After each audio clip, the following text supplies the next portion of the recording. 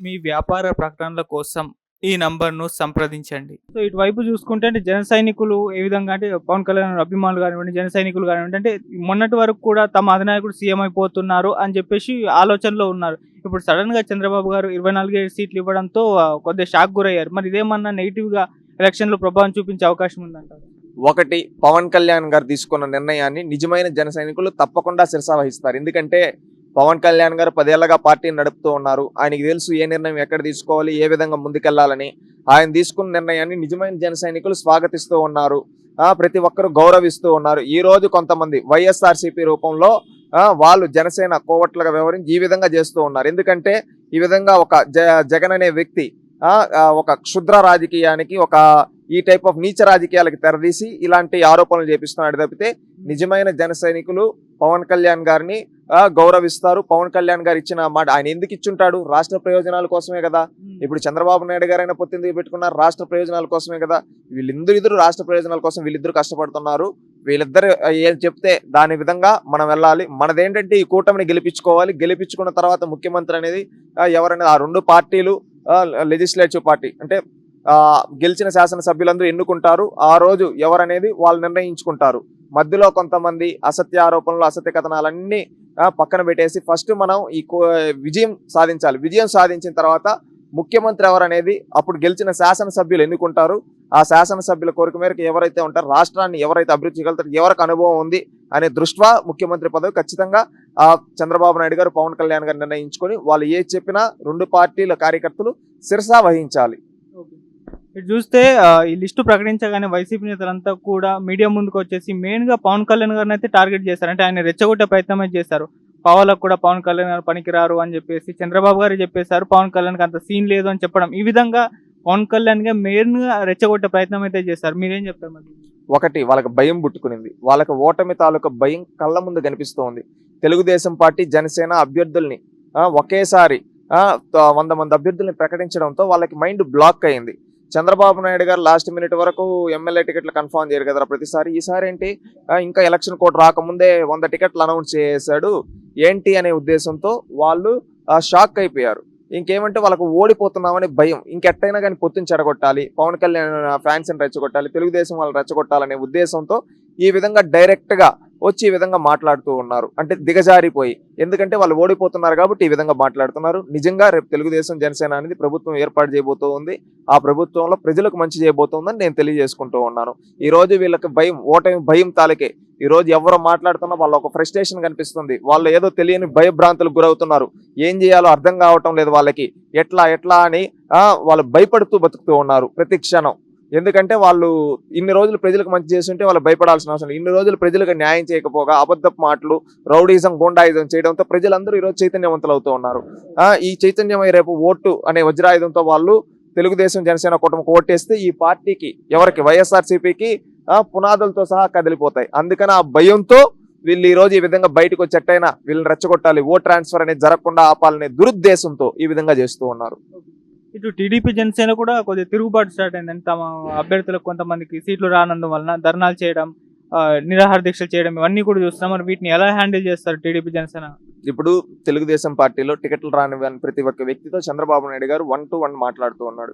మీకు రేపు భవిష్యత్ కార్యాచరణ ఏంటి, మీకు మేము ఏ విధంగా చేస్తాం, ఏ విధంగా మీరు చేయాలి అనేది వాళ్ళకు ఒక హామీ ఇస్తూ వాళ్ళని ముందుకు ఎలా వెళ్ళాలో క్లారిటీగా చెప్తూ ఉన్నారు. ఎవరు? చంద్రబాబు నాయుడు గారు. ఆ పార్టీ ఇప్పుడు ప్రతి పార్టీలో అనేది ఒకరికి వస్తే ఒకరికి రాకపోకుండా ఉంటాయి. ఇప్పుడు ఇంట్లోనే చిన్న చిన్న గొడవలు ఉంటాయి. అదే విధంగా ఒక అతిపెద్ద ప్రాంతీయ పార్టీ నడపాలి, ఇన్ని నియోజకవర్గాలంటే అక్కడ ఒక దగ్గర చిన్న చిన్న ఇష్యూలు ఉంటాయి. దాన్ని వీళ్ళు ఈ బ్లూ మీడియా పెద్ద భూతద్దంలో చూపించినట్టు చూపిస్తున్నారు. అక్కడ ఏం జరిగిపోయింది ఏం లేదు. అక్కడ చంద్రబాబు నాయుడు గారు వీళ్ళు కలిసి డెసిషన్ తీసుకున్నారు. వాళ్ళతో చంద్రబాబు నాయుడు గారు కూడా మాట్లాడుతున్నారు. రేపు ఏ విధంగా వాళ్ళకి హామీ ఇస్తాం, రేపు భవిష్యత్తులో వాళ్ళకి ఏ విధంగా అండగుంటాం, ఏ విధంగా భరోసాగా ఉంటాం, వాళ్ళని రేపు ఎక్కడ అకామిడేట్ చేస్తాం అనేది క్లారిటీగా చెప్తా ఉన్నారు.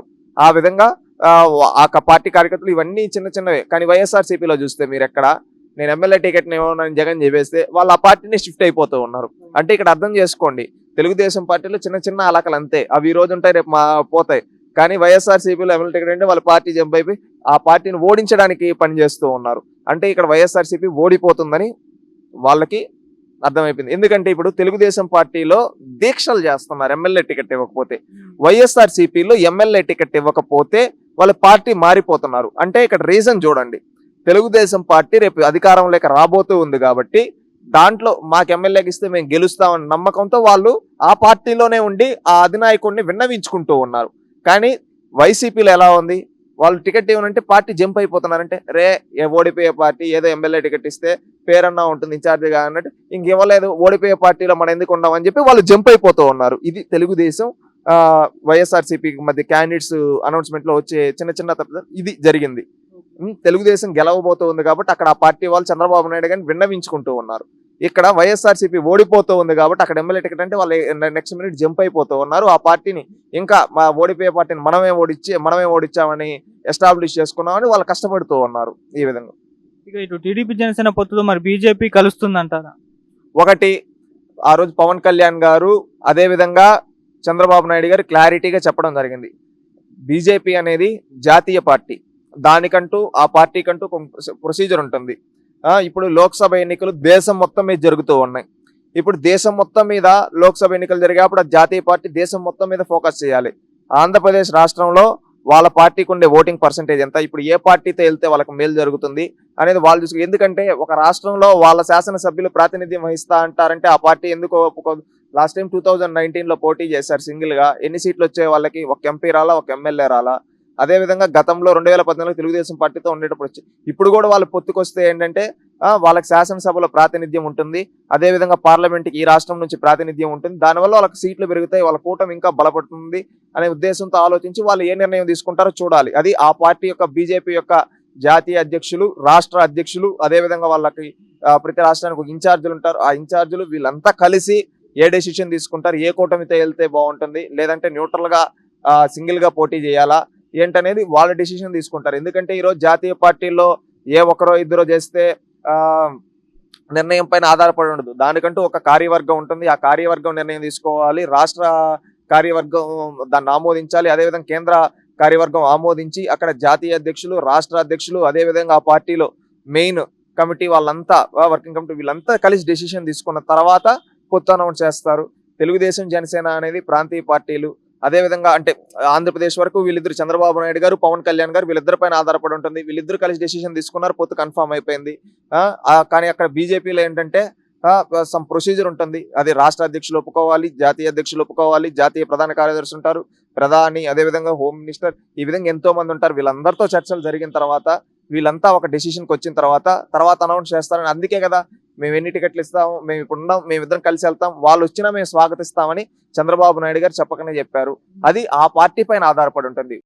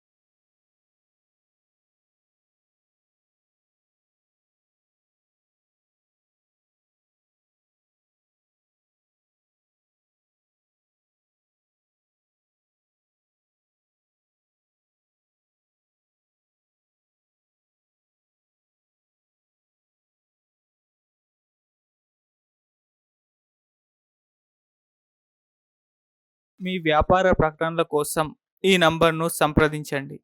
అంటే మనం న్యూస్ రావడం చూసాము. ఒక 9 అసెంబ్లీ స్థానాలు, 5 లోక్సభ స్థానాలు టీడీపీ బీజేపీకి ఆఫర్ చేసినట్టు కొన్ని న్యూస్ ఛానల్లో ప్రచారం అయింది. మరి దీంట్లో నిజం ఉందంటారు? ఇది న్యూస్ ఛానల్స్ అనేది ఈరోజు ఎలా ఉన్నాయంటే, వాస్తవం మాట్లాడుకుంటే ఆడేం జరగకపోయినా ఏదో జరిగిపోయిందని, ఆడేదో జరుగున్నా కానీ ఆడేం జరగలేదని ఈ విధంగా చిత్రీకరించి చూపించే స్థితిలో ఉన్నాయి.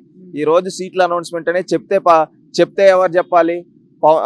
చంద్రబాబు గారు చెప్పాలి, లేదా బీజేపీ రాష్ట్ర అధ్యక్షులు కానీ, జాతీయ అధ్యక్షులు కానీ, లేదా రాష్ట్ర ఇన్ఛార్జ్ కానీ వీళ్ళు చెప్పాలి. వీళ్ళు ఎవరు చెప్పకుండా సోర్స్ లేకుండా ఎట్టొస్తాయి? దీన్ని బట్టి ఆ పార్టీలు చెప్పే వరకు మనం కన్ఫర్మ్ చేయలేము ఎన్ని సీట్స్ అనేది. ఇప్పుడు జనసేన 24 ఇవన్నీ పవన్ కళ్యాణ్ గారు చెప్తే మనందరికీ తెలిసింది.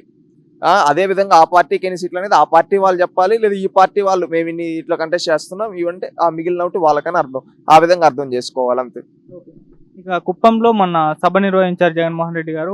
ఆయన మాట్లాడుతూ కుప్పం వాళ్ళకి అసలు చంద్రబాబు గారు ఏమీ చేయలేదు, ఈసారి భరత్ అని ఒక ఎమ్మెల్సీని అక్కడ నియమించడం జరిగింది. మరి చంద్రబాబు గారిని ఓడించే ప్రయత్నం అయితే అక్కడ గట్టిగా చేస్తున్నట్టు తెలుస్తుంది. మరి ఎలా ఉంటుంది అక్కడ రైవల్రీ? చంద్రబాబు నాయుడు గారిని ఓడించడం అనేది కుప్పంలో జగన్మోహన్ రెడ్డి కాదు కదా, జగన్మోహన్ రెడ్డి గారి తండ్రి తరం కూడా కాదు. ఎందుకంటే కుప్పం చంద్రబాబు నాయుడు గారి కంచుకోట.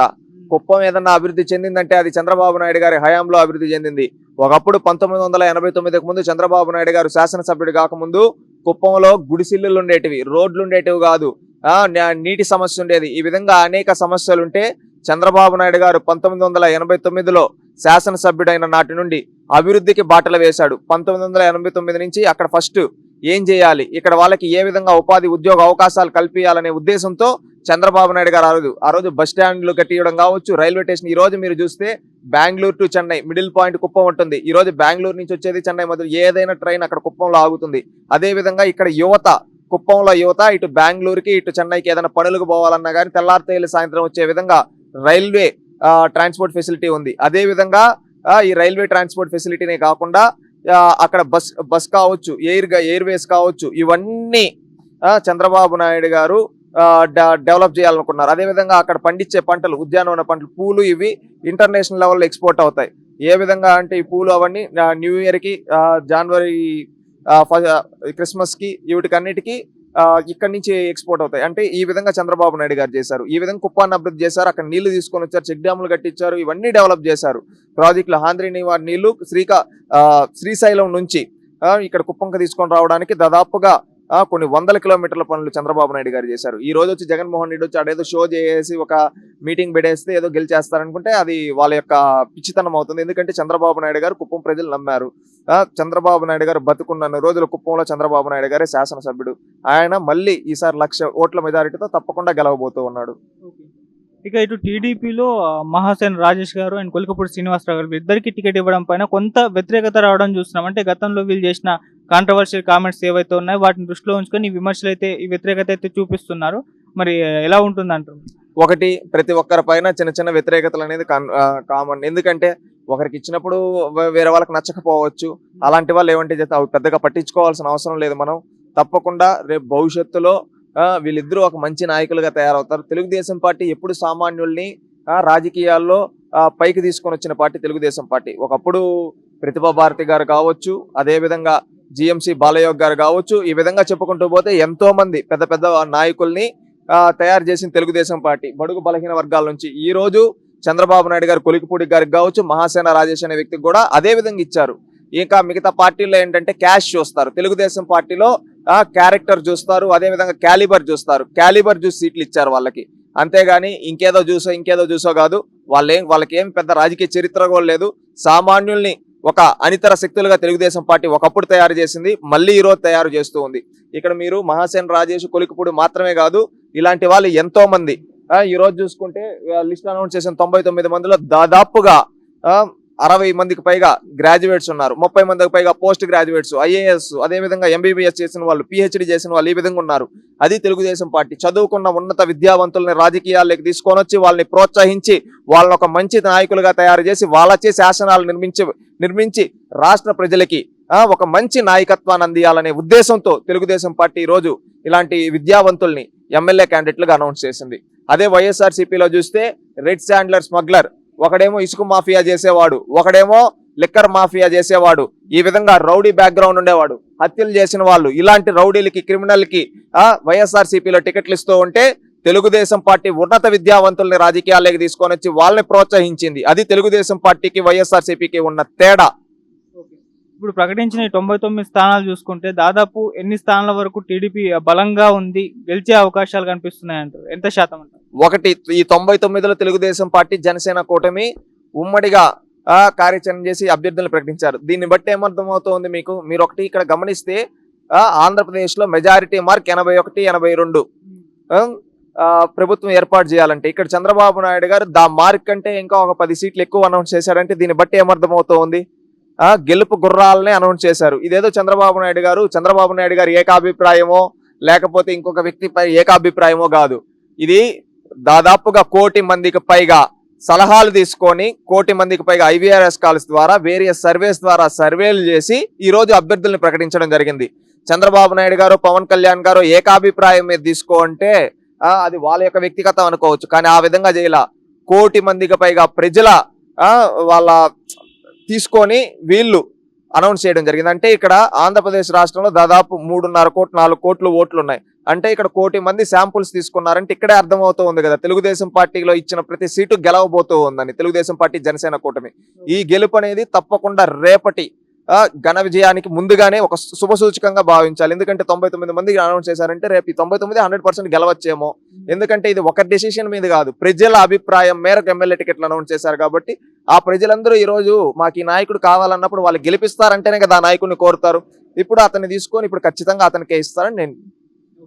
ఇటు చూస్తే రఘురామకృష్ణరాజు గారు మరి వైసీపీకి అయితే రాజీనామా చేయడం చూస్తున్నాం. ఆయన ఎప్పటి నుంచో రాజీనామా చేయాలి, రీసెంట్ గా అయితే చేయడం జరిగింది. మరి టీడీపీ పార్టీలో ఆయన ఎప్పుడు జాయిన్ అయ్యే అవకాశం ఉంది? ఆయనకు ఎంపీ టికెట్ ఖచ్చితంగా కన్ఫర్మ్ గా ఇస్తారా? ఒకటి, వైఎస్ఆర్సీపీకి ఆయన పార్టీకి ఆయన నచ్చలేదని ఆయన వచ్చేసాడు, ఆయన వ్యక్తిగతం. ఇంకొకటి, ఈ రోజు ఇక్కడికి వచ్చి ఇక్కడ ఏం చేస్తాడు ఏం చేయడు అనేది ఆయన చేతుల్లో ఉంది. అంటే తెలుగుదేశం పార్టీలోకి వస్తాడా, జనసేన లేకపోతాడా, లేదా ఇండిపెండెంట్ గా ఉంటాడు, ఆయన ఒక వ్యక్తిగతం. ఇప్పుడు ఏ పార్టీలోకి వచ్చినా ఆయన ఎక్కడ అకామిడేట్ చేయాలనేది ఆ పార్టీ యొక్క అధ్యక్షులు అంటే చంద్రబాబు నాయుడు గారు తెలుగుదేశం పార్టీలోకి వస్తే, జనసేనకు పవన్ కళ్యాణ్ వాళ్ళు ఎక్కడి నుంచి చెప్తే ఆ విధంగా చేస్తారంతే. ఇంకొకటి ఏమి మరొకటి ఆలోచించాల్సిన అవసరం లేదు. ఎందుకంటే ఆయన వివాదరహితుడు, ఒక ఉన్నత విద్యావంతుడు, ఒక మంచి వ్యక్తి. అలాంటి వ్యక్తి ఏ పార్టీలోకి వచ్చినా ఈ జగన్మోహన్ రెడ్డి గారి యొక్క వ్యక్తిత్వం చూసి ఆయన బయటకు వచ్చేసాడు. కానీ వైఎస్ఆర్సీపీ ఒక మంచి నాయకుడిని పోగొట్టుకునింది. ఎందుకంటే ఇదే రఘురామకృష్ణరాజు గారికి, రాజశేఖర్ రెడ్డి గారికి ఎంతో సత్సంబంధాలు ఉన్నాయి. ఇద్దరు మంచి మిత్రులు. ఈ రోజు రఘురామకృష్ణరాజుకి జాతీయ స్థాయిలో కూడా మంచి కలుపుకోగలుగుతాం, ఎంతో మంది నాయకులతో పరిచయాలు ఉన్నాయి. అది ఖచ్చితంగా ఏ పార్టీకి వెళ్ళినా ఆ పార్టీకి ఉపయోగపడుతుంది.